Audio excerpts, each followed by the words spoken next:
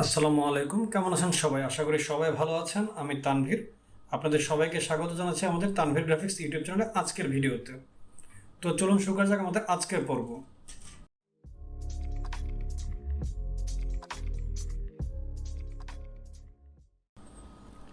আমাদের আজকের পর্বে আমরা যে বিষয় নিয়ে আলোচনা করবো সেটা হচ্ছে ফাইবারে আমরা যখন কোনো আর্ন করছি সেটা আমি কিভাবে উইথড্র করব, অর্থাৎ ফাইবারে উইথড্র মেথডগুলো কী কী আছে, কোনটা আমাদের জন্য বেস্ট হবে, তাহলে এই বিষয়ে নিয়ে আলোচনা করা হবে।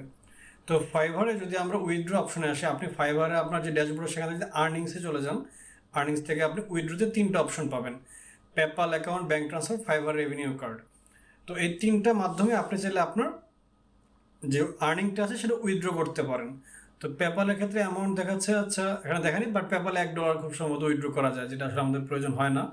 তো এখন আসি পেপ্যাল। যদি আপনার পেপ্যাল অ্যাকাউন্ট থাকে সেক্ষেত্রে আপনি পেপ্যাল অ্যাকাউন্ট অ্যাড করে নিতে পারেন। তো একটা বিষয় যেটা হচ্ছে, আমরা যেটা দেখে থাকি সচরাচর, যে ফেক ওয়েতে বা ডুপ্লিকেট ইনফরমেশন দিয়ে ইনিশিয়াল একটা পেপ্যাল ক্রিয়েট করে নেয়, বাট এটা আসলে করবেন না।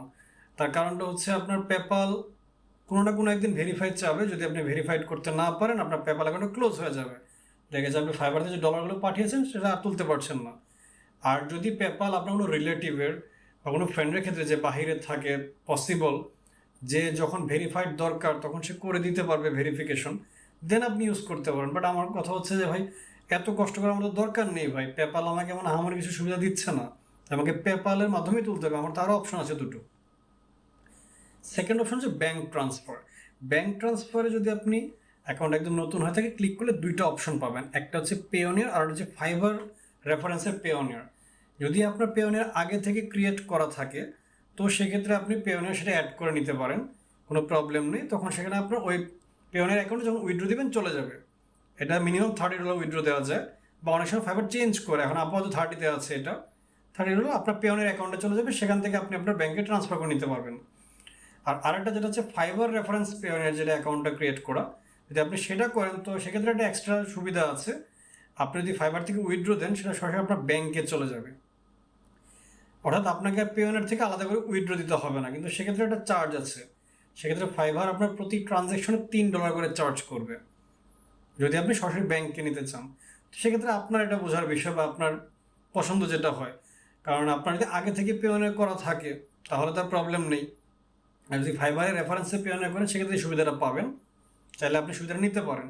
তবে আপনার কাছে যেটা বেস্ট হয়, কারণ আমি নিজে ব্যক্তিগতভাবে আমি পেওনিয়ারে প্রথমে নিয়ে যাই, দেন পেওনিয়ার থেকে আমি ট্রান্সফার করি। তার কারণটা হচ্ছে পেওনিয়ার কিন্তু $50 নিচে উইথড্র করতে দেয় না। তা আমার অন্যান্য মার্কেট প্লেস থেকে, যদি আমি বলি মার্কেট প্লেস থেকে এক্স্যাক্টলি না, মাইক্রোস্টক সাইট থেকে পেমেন্ট যখন আসে ফ্র্যাকশন অ্যামাউন্ট থাকে, অনেক সময় এসে বায়ারের কাজ করেছে, যখন পেওনিয়ার থেকে যখন পেমেন্টটা আসে দেখা যাচ্ছে আমার তো $50 কোটাটা পূরণ হচ্ছে না, তখন সেক্ষেত্রে আমার একটা লাভ হয় যে আমি তখন $50 উইথড্র দিতে পারছি পেওনিয়ার থেকে।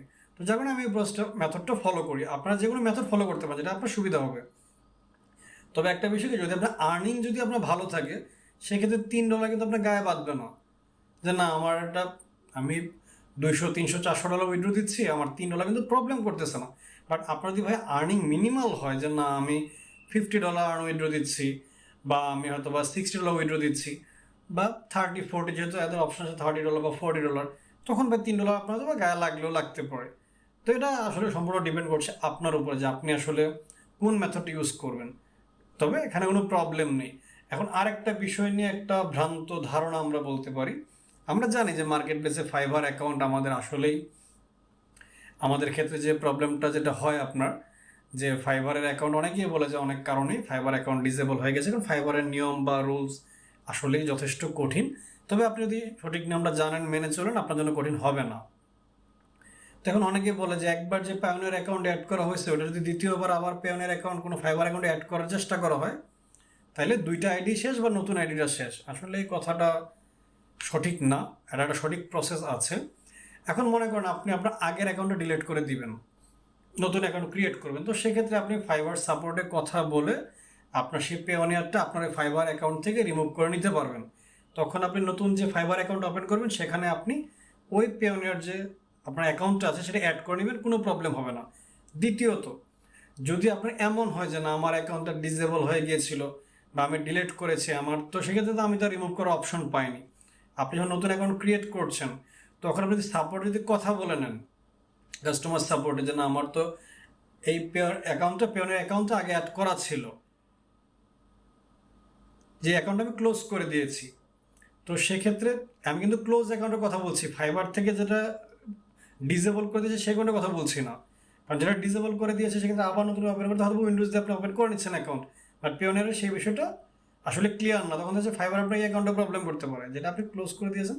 তবে বিষয়গুলো একই হওয়ার কথা, আপনি কাস্টমার সাপোর্টে কথা বলে নিলে ওরা যদি রিমুভ করে দেয় পিওনিয়ারটা, দেন আপনি এখানে ইজিলি কিন্তু অ্যাড করে নিতে পারবেন, কোনো প্রবলেমই হবে না আপনার পিওনিয়ারটা।